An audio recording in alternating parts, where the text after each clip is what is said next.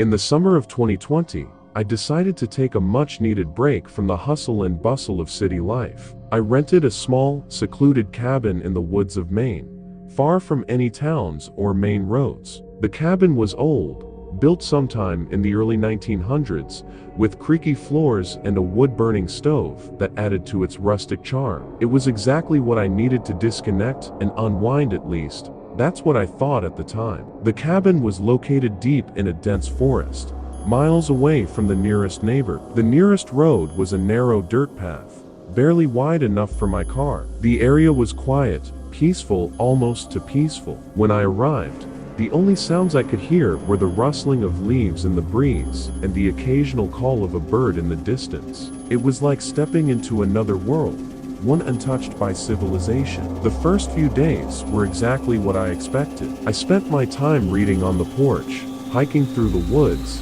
and cooking simple meals in the cabin's small kitchen. But on the fourth night, things began to change. That was when I first noticed the strange markings. I had just returned from a hike and was sitting by the fire, reading a book, when I heard a soft scratching sound coming from outside. I paused, listening intently. It was faint, almost like fingernails dragging across wood, but it was consistent. My first thought was that it might be an animal, a raccoon, or perhaps a squirrel, but the sound was too deliberate, too rhythmic. I grabbed a flashlight and stepped outside, shining it around the cabin's exterior. Nothing. The woods were silent once again. The only noise, the crackling of the fire. I chalked it up to my imagination, perhaps an effect of the isolation, and went back inside to settle down for the night. But as I lay in bed, the scratching sound returned. This time, it was louder, coming from directly beneath the floorboards. I could feel my pulse quicken as I tried to ignore it, convincing myself that it was just a part of the cabin settling, or maybe an animal trying to get in. But it didn't stop. I grabbed my flashlight and went down into the crawlspace beneath the cabin. The air was thick and damp, the smell of earth and decay heavy in the small, confined space. As I shone the light around, I noticed something that made my blood run cold. There were deep scratches on the wooden beams. They weren't the marks of any animal I recognized. The grooves were too wide, too jagged, like something had clawed at the wood. I backed out of the crawlspace, my heart racing. I didn't want to think about it, but the feeling of being watched crept over me. I locked the door behind me and tried to ignore the unease that had settled in my chest. The next morning, I woke to find something else. The door to the cabin, which I had locked the night before, was slightly ajar. The latch was still in place, but the door was cracked open just enough to make me question whether I had forgotten to close it. I checked the lock, it was intact. But then, as I stepped outside, I saw it.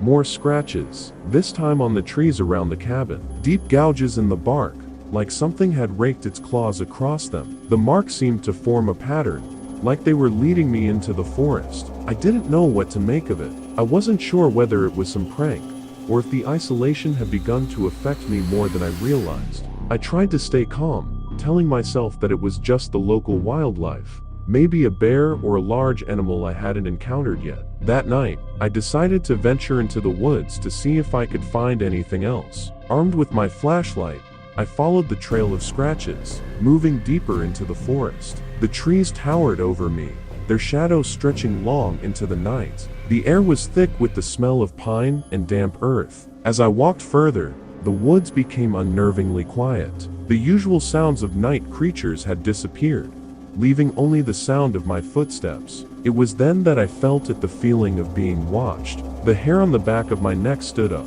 and I stopped dead in my tracks. That's when I saw it. A figure, standing just beyond the reach of my flashlight.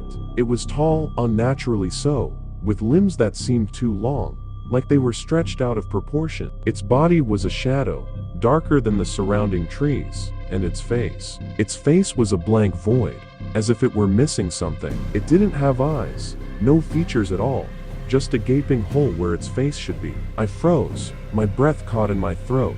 The thing didn't move, but I could feel its presence, its gaze fixed on me, like it was waiting. Then, in a voice that didn't sound human, it whispered, "Leave." I turned and ran, my flashlight bouncing wildly in my hands as I stumbled through the woods, not daring to look back.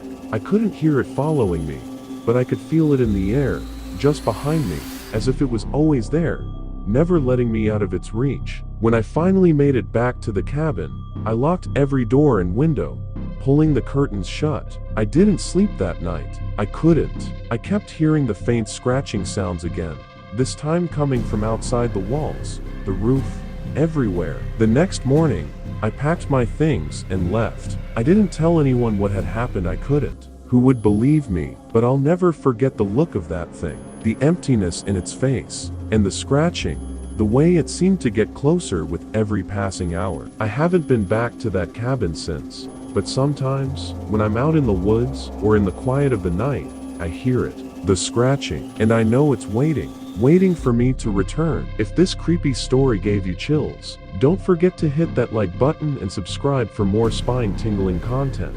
Have you ever had a strange experience in the woods? Let me know in the comments below. I'd love to hear your stories. And be sure to turn on notifications so you never miss a new terrifying tale. Stay safe out there. You never know what's waiting in the dark.